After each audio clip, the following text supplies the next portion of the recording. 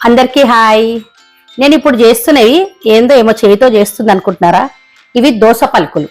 దోస పలుకులు అంటే home made సేమియా.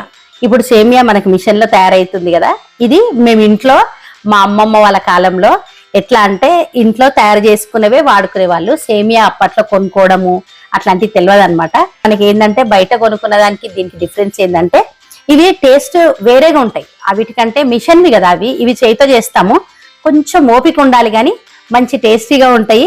వీటితో స్వీట్ చేసుకోవచ్చు, హాట్ కూడా చేసుకోవచ్చు. అంటే పాయసం చేయొచ్చు, ఉప్మా కూడా చేసుకోవచ్చు. మెయిన్గా అయితే మా ఇళ్ళల్లో కొత్తగా అంటే పెళ్లి చేసుకొని వస్తుంటాడు కదా అల్లుడు, వచ్చిన వాళ్ళకి ఫస్ట్ ఈ దోస పలుకుల స్వీట్ తయారు చేసి పెడతారనమాట. బయట సేమియాతో చేయరు. మనకి అంటే పెద్దగా ఎండ కూడా కావాల్సిన అవసరం లేదు, కాకపోతే ఎండాకాలంలోనే చేస్తాము. ఎండలో ఇట్లా టెర్రస్ పైన పెట్టాల్సిన అవసరం లేదు, ఇంటి ముందు వచ్చే ఎండ సరిపోతుంది. ప్లస్ మనకి వేడి ఎక్కువ ఉంటుంది కదా ఎండాకాలం, ఫ్యాన్ గాలికైనా సరిపోతుంది. ఇప్పుడు నేను చేస్తూనే ఉన్నా, ఎండిపోతూనే ఉన్నాయి ఇవి. ఈ దోస పలుకులు తయారు చేసుకోవడానికి ఇక్కడ బొంబాయి రవ్వ ఉంటుంది కదా, ఆ రవ్వ కావాలి. ఈ బొంబాయి రవ్వ ఒక చిన్న గ్లాస్, టీ గ్లాస్ అంతా తీసుకొని ఇవి తయారు చేసుకోవడం చూపిస్తాను. ఇక్కడ దీంట్లోకి కొంచెం ఉప్పు వేసుకోవాలి. అంటే ఇక్కడ నేను తీసుకున్నది చిన్న గ్లాసే కాబట్టి కొద్దిగా ఉప్పు వేసుకున్నా. తర్వాత ఇప్పుడు దీంట్లోకి నీళ్లు వేసి కొంచెం ఇట్లా మామూలుగా కలిపేసేయాలి. మామూలుగా గోధుమ పిండి అంటే మనకి పిండి ముద్దలాగా తడుపుకుంటాము. ఇది రవ్వ కాబట్టి జస్ట్ కొంచెం నీళ్లు వేసి మనం పక్కకు పెట్టేసినాం అనుకోండి. కొద్దిగా నీళ్లు కొద్దిగా ఎక్కువనే వేసుకుంటే రవ్వలో నీళ్లు గుంజుతాయి కదా, అందుకోసం కొంచెం నీళ్ళు ఎక్కువ వేసుకొని ఇట్లా ఇక్కడ వీడియోలో చూస్తున్నారు కదా, ఇట్లా ఇది మొత్తం కలిపేసి దీన్ని ఒక 15 నుంచి 20 నిమిషాలు అట్లా పక్కకు పెట్టేసేయాలి. ఇక్కడ ఒక 20 నిమిషాలు వదిలేసిన, అయితే నీళ్ళు రవ్వ అంతా కూడా నీళ్ళని గుంజేసింది. కానీ కొంచెం నీళ్ళు ఎక్కువనే వేసుకున్నా కదా, కొద్దిగా మెత్తగా ఉంది. ఇట్లాంటప్పుడు గోధుమ పిండి కొంచెం వేసుకొని తడుపుకోవాలి. ఎక్కువగా అవసరం ఉండదు, లైట్గా కొంచెం గోధుమ పిండి వేసుకొని కలుపుకోవాలి. మీకు లేదు నీళ్ళు కరెక్ట్గా సరిపోయినాయి అనుకున్న వాళ్ళు మామూలుగా ఓన్లీ రవ్వతోనే కూడా చేసేసుకోవచ్చు. చేయికి కొద్దిగా నూనె అంటించుకొని పిండి తడుపుకున్నాం అనుకోండి, పిండి డ్రై కాకుండా ఉంటుంది కాబట్టి కొంచెం చేయికి నూనె అంటించుకొని ఒకసారి అంతా కలిపి ఇప్పుడు పిండితో కలుపుకున్నాం కాబట్టి ఒక 5 నుంచి 10 నిమిషాలు మళ్ళీ నానబెడుతున్న పిండిని. ఇక్కడ ఈ పిండిని ఇప్పుడు 10 నిమిషాలు నానింది. ఈ పిండి తీసుకొని మనము మామూలుగా సన్నగా ఇప్పుడు మనం తాలికలు చేసుకుంటాం కదా, కొంచెం అంతకంటే కొంచెం లావు ఉన్నా సరే ఎట్లా చేయాలో నేను చూపిస్తాను. చిన్న చిన్న ఉల్లెల్లాగా చేసి పెట్టుకొని ఇప్పుడు ఈ చేయితో మనము దోస పలుకులు చేసుకోవాలి. ఇక్కడ చాటలో కానీ ప్లేట్లో కానీ మనం ఎందులో అయితే చేస్తున్నామో దానికి కొంచెము పొడిపిండి వేసుకోవాలి పైన, ఎందుకంటే అతుక్కుంటాయి కదా పిండి, అందుకోసము లైట్గా పొడిపిండి వేసుకొని ఇట్లా చేతికి చూస్తున్నారు కదా తాలికల్లాగా చేసుకున్న దాన్ని తీసుకొని ఇట్లా వీడియోలో చూపిస్తున్న విధంగా చేసుకోవాలి. ఇక్కడ లెఫ్ట్ హ్యాండ్ ఫింగర్స్తోని మనము దాన్ని ఆ తాలికను పట్టుకున్న దాన్ని సన్నగా అంటూ ఉండాలి. రైట్ హ్యాండ్తోని అవి గుంజేయాలన్నమాట. ఇట్లా చిన్నగా మనం ఎంత సైజు కావాలనుకుంటున్నామో అంత, అప్పుడు మనకి దోస పలుకులు తయారవుతాయి. మేము కూడా సమ్మర్ హాలిడేస్లో వెళ్ళినప్పుడు మాతో చేయిస్తుండే. మేము హాలిడేస్లో వెళ్తుండే కదా, స్కూల్ హాలిడేస్ రాగానే వెళ్ళినప్పుడు ఏం చేస్తుండే అంటే ఇప్పుడు ఎండ టైంలో బయటికి వెళ్ళొద్దు కాబట్టి ఆడుకోవడానికి ఇంట్లో వాళ్ళు అమ్మమ్మ వాళ్ళు అందరు చేస్తుండే, పిండి తడిపిస్తుండే. వాళ్ళు చేస్తుంటే మేము కూడా చేస్తుండే. నేను ఒక్కదాని కాదు, మా కజిన్స్ అందరం కూర్చుంటుండే, అందరికి ఇంత పిండి తడిపి చేయమంటే చేస్తుండే. అప్పట్లో ఫోన్లు కూడా లేవు కదా, ఇప్పుడు పిల్లలకంటే ఫోన్లు ఉన్నాయి, టైంపాస్. మాకు అప్పుడు ఫోన్ లేవు కాబట్టి ఇట్లా చేయడం మాకు నేర్పించారు. మాకు అందుకే ఈజీగా చేయడం కూడా వచ్చు, అలవాటు అయిపోయింది. అయితే ఇప్పుడు నేను ఇంత పిండి తడిపిన కదా, ఇది ఒక 15 to 20 minutes లో చేస్తా. నాకు అలవాటు ఉంది చిన్నప్పుడు కాబట్టి. ఇప్పుడు చాలా ఇయర్స్ అయింది మధ్యలో గ్యాప్ వచ్చి, అయినా కూడా చేస్తున్నా. అట్లా మీరు కూడా కొంచెం అలవాటు లేని వాళ్ళైతే ఒక 1/2 hour లో చేసేస్తారు. మా చిన్నప్పుడు ఏంటంటే మొత్తం పిండి అంతా అంటే ఒకటేసారి చేయకుండే, రోజు కొంచెం కొంచెం పిండి తడిపిస్తే కొంచెం కొంచెం చేస్తూ అట్లా డబ్బా నిండా చేసి పెట్టుకుంటే మళ్ళీ ఇయర్ అంతా కూడా ఎప్పుడు కావాలంటే అప్పుడు తింటుండే. వీటిని ఒక 3 రోజులు ఎండబెట్టుకోవాలని చెప్పిన కదా, ఆల్రెడీ 3 రోజులు ఎండిన ఈ దోస పలుకులు రెడీగా ఉన్నాయి మా ఇంట్లో. వీటితోని ఫస్ట్ ఉప్మా తయారు చేయడం చూపిస్తాను. ఇక్కడ కొంచెం నూనె, ఒక 2 టేబుల్ స్పూన్స్ అంత నూనె వేసుకొని దాంట్లోకి ఫస్ట్ పల్లీలు వేసుకోవాలి. పల్లీలు వేగాలి కాబట్టి ఫస్ట్ పల్లీలు వేసిన తర్వాత కొంచెం శనగపప్పు, కొంచెం మినపప్పు, ఇంకా తర్వాత ఆవాలు, కొంచెం జీలకర్ర వేసుకొని ఇవన్నీ కూడా మంచిగా వేగాలి ఆయిల్లో. ఇట్లా వేగిన తర్వాత దీంట్లోకి పచ్చిమిర్చి ఇంకా కరివేపాకు ఉల్లిగడ్డ వేసుకుంటున్నాము. ఇక్కడ ఇవి మనము కావాలనుకున్న వాళ్ళు మీరు క్యారెట్ అట్లాంటివి కూడా వేసుకోవచ్చు. కాకపోతే ప్రస్తుతానికి నా దగ్గర అవన్నీ లేవు. అసలు చెప్పాలంటే మా దగ్గర అవన్నీ వేయకుండే ఇట్లనే పచ్చిమిర్చి ఉల్లిగడ్డ ఈ పల్లీలు వేసే చేస్తే మంచి టేస్ట్ వస్తుండే. నాకు ఆ టేస్టే కావాలి, అప్పటి టేస్ట్, కాబట్టి నేను అట్లనే చేస్తున్నా. మీరు కావాలనుకున్న వాళ్ళు కాజు అట్లాంటివి కూడా వేసుకోవచ్చు.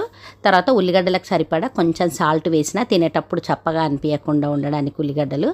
తర్వాత ఇక్కడ ఇంత గ్లాస్తో చేస్తున్నా. అయితే ఏ గ్లాస్తో అయితే మనం దోస పలుకులు కొలుసుకున్నామో అదే గ్లాస్తో 1.5 గ్లాస్ వరకు నీళ్లు సరిపోతాయి. అయితే ఇవి కొత్తవి కాబట్టి మా అత్త కూతుర్ని అడిగితే ఏమన్నదంటే పాత వాటికైతే 1.5 పడుతుంది. ఒక గ్లాస్కి ఒక గ్లాసు దోస పలుకులు ఉంటే 1.5 గ్లాస్ పడతాయి. కొంచెం తక్కువ వేసుకో ఎంతకైనా మంచిదంటే 1 మీద పావు నీళ్ళు వేసిన. అయితే చూద్దాం సరిపోతాయా లేదా. తర్వాత ఉప్పు కూడా మన టేస్ట్కి సరిపడా వేసుకున్న తర్వాత ఆ నీళ్లు మంచిగా మసిలినాక ఇంకా ఇప్పుడు దీంట్లోకి ఈ దోస పలుకులను కూడా వేసుకోవాలి. మామూలుగా అయితే సేమియాని మనం వేయించుకొని చేసుకుంటాం కదా సేమియా ఉప్మా, దీనికి వేయించుకోవాల్సిన అవసరం లేదు. ఎక్కడ అతుక్కోవు, మంచిగా వస్తాయి మొత్తం చేసిన తర్వాత. చూడండి మీరు. తర్వాత కొత్తిమీర కొంచెము, ఇంకా కొద్దిగా నిమ్మకాయ పిండుకున్నాం అనుకోండి పుల్ల పుల్లగా టేస్ట్ బాగుంటుంది కాబట్టి కొంచెం నిమ్మకాయ వేస్తున్నా. ఇక్కడ పాత వాటికి అయితే 1.5 నీళ్ళు అన్నా కదా, కొత్త వాటికి కూడా 1 గ్లాస్ దోస పలుకులు తీసుకుంటే 1.5 నీళ్లు పడుతున్నాయి నాకైతే. అందుకోసం పైనుంచి మళ్ళీ కొంచెం నీళ్ళు వేసిన. అంటే మీరు కరెక్ట్గా కొలతతోని 1 గ్లాస్ దోస పలుకులకి 1.5 నీళ్ళు తీసుకోండి, పర్ఫెక్ట్గా సరిపోతుంది.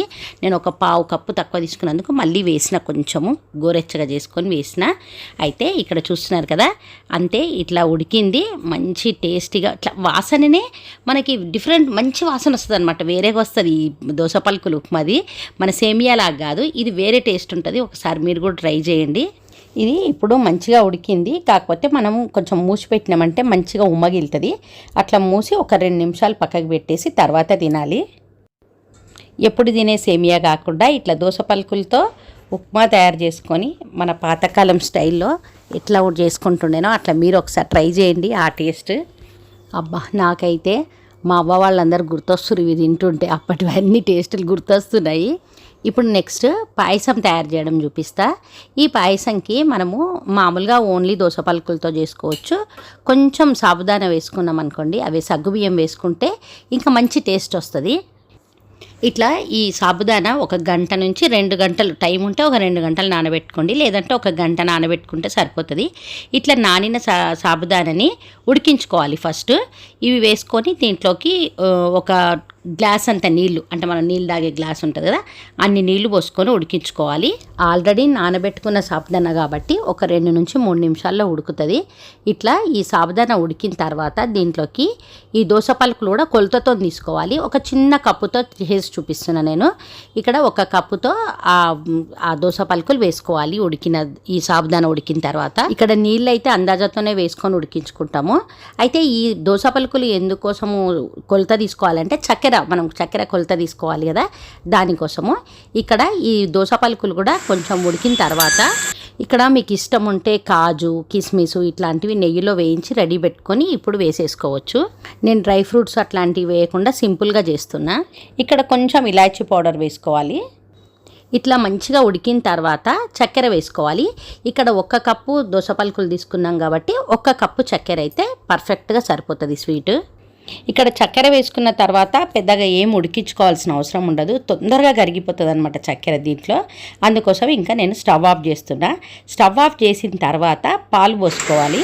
ఇప్పుడు కొన్ని పాలు పోసుకొని మళ్ళీ తినేటప్పుడు కావాలంటే మళ్ళీ వేడివేడి పాలు పోసుకొని తినొచ్చు. అయితే తినేటప్పుడు కొంచెం వేడి పాలు కొంచెం నెయ్యి వేసుకొని తింటే ఆ పాయసం టేస్ట్ సూపర్ అంటే సూపర్గా ఉంటుంది. మా దగ్గర అయితే అందరూ కూడా ఇప్పటికీ దోస పలుకులతో ఇట్లా పాయసము ఉప్మా చేసుకుంటున్నారు. ఇవి మా చిన్నప్పుడు హాలిడేస్లో మా కజిన్స్ అందరం కలిసి చేస్తుండే.